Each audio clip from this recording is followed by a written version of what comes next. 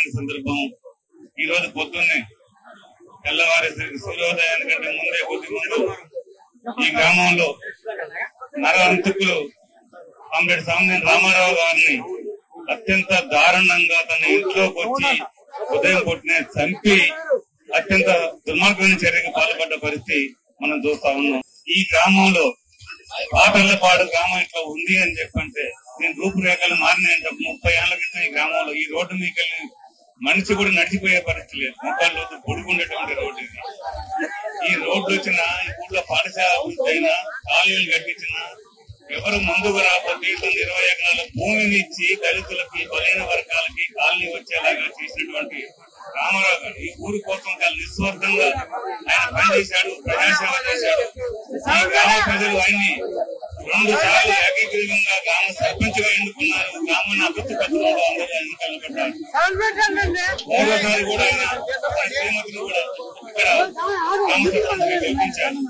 ఆయన ఇక్కడ గ్రామాభివృద్ధి కాదు, ఖమ్మం డివిజన్ పార్టీకి నాయకుడిగా కార్యదర్శిగా పనిచేశాడు. జిల్లా రైతు సంఘం కార్యదర్శిగా పనిచేశాడు.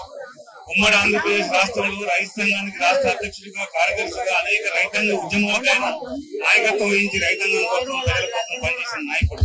ఆయన 75 సంవత్సరాల వయసులో 50 సంవత్సరాల పైగా ఆయన ఎర్ర జెండాను పట్టుకుని మార్క్సిజం లెనినిజాన్ని పేదల కోసం, కష్టజీవుల కోసం, దళితుల కోసం, అణచివేయబడ్డ వర్గాల కోసం, దోపిడీ వర్గాలకు వ్యతిరేకంగా పోరాటం చేయాలి. సమాజంలో మార్పు రావాలి, పేదరికం లేకుండా చేయాలి, అసమానత లేకుండా చేయాలి, ఒక సమ సమాజం కావాలని చెప్పే లక్ష్యంతో రామారావు గారు పనిచేశాడు. ఇలా మేము అడుగుతా ఉన్నాం, సామినేని రామారావు గారు ఏమన్నా నేరం చేశాడా? ఎవరు ఆస్తిని రాజేశాడా? ఎవరు పూర్వాన్ని ఆక్రమించాడా? ఎవరిని దౌర్జన్యం చేసి కొట్టారా? ఎందుకు రామారావు గారిని చంపారని చెప్పి అడుగుతున్నాం కాంగ్రెస్ నాయకుల్ని. రామారావు గారిని చంపడం ద్వారా మీరు ఏం చేయదలుచుకున్నారు? అంటే ఈ గ్రామం అభివృద్ధి కావడం మీకు ఇష్టం లేదు, ఈ గ్రామంలో ప్రజలు ప్రశాంతంగా ఉండే ఇష్టం లేదు, మీ ఆధిపత్యం పెత్తనం దాగాలని చెప్పంటే, ఊళ్ళో మీ అరాచకాలు దాగాలని చెప్పంటే సామినేని రామారావు ఈ ఊళ్ళో ఉంటే ఈ ప్రజలంతా కూడా ధైర్యంగా నిలబడతారు, మీ అరాచకాలను సాగనీయాలని చెప్పేసి దానికోసం తెలియజేశారా? చంపింది ఎవడో కాదు, చంపించిన వాడు ఎవడన్నా తేలుతుంది, ఎక్కడికి పోదు. మీరు అనుకుంటున్నారు ఆ చేతి మట్టంటూ కూడా చంపుదాం అనుకున్నారు. మీ చేతులు రక్తంతో తడిచాయి, మిమ్మల్ని మీరు తప్పించుకోలేరు. మీరు ఇవాళ అనుకోవచ్చు మేము రామారావు గారిని చంపాము, మేము ఎవరు పట్టుకోవాలనుకోవచ్చు. మీరు పట్టుబడతారు, పట్టుకుంటారు. ఈ ప్రజలు మిమ్మల్ని వదిలిపెట్టారు. పోలీసులు వదిలిపెట్టినా, చట్టం వదిలిపెట్టినా ఈ గ్రామ ప్రజలు అందుకని రామారావు గారిని చంపితే ఈ ఊళ్ళో మార్క్సిస్ట్ పార్టీ ఆగిపోదు. రామారావు గారిని చంపితే గ్రామ అభివృద్ధి ఆగిపోతుంది. చంపితే సిపిఎం పార్టీ లేకుండా పోతే మాకు ఎదురు లేదనుకుంటున్నారు.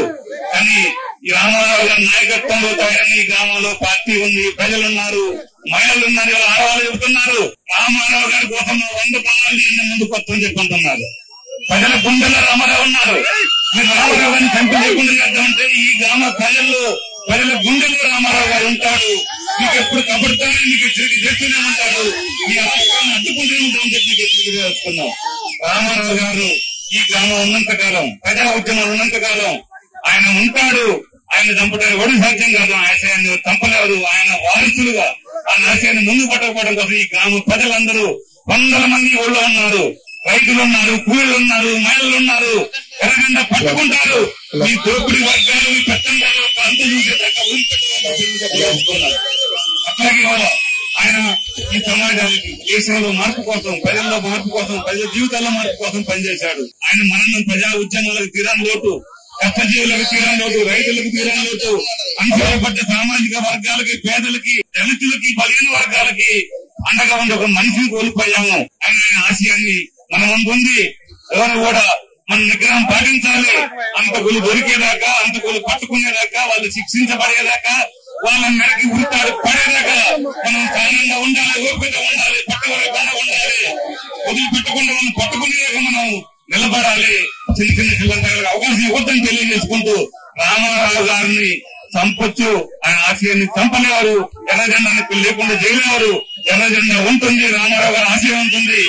ఈ ఊళ్ళో మీ పట్టణానికి గోరీ కడతాం, మీ పట్టణానికి సమాధి కడతామని చెప్పేసి ప్రతి ఒక్కటి పట్టుకుపోవాల్సిన అవసరం తెలియజేసుకుంటూ జవహర్ కామ్రేడ్ రామారావు గారు, జవహర్ కామ్రేడ్ రామారావు గారు సాధించారు. రామారావు గారు మీ ఆశయాన్ని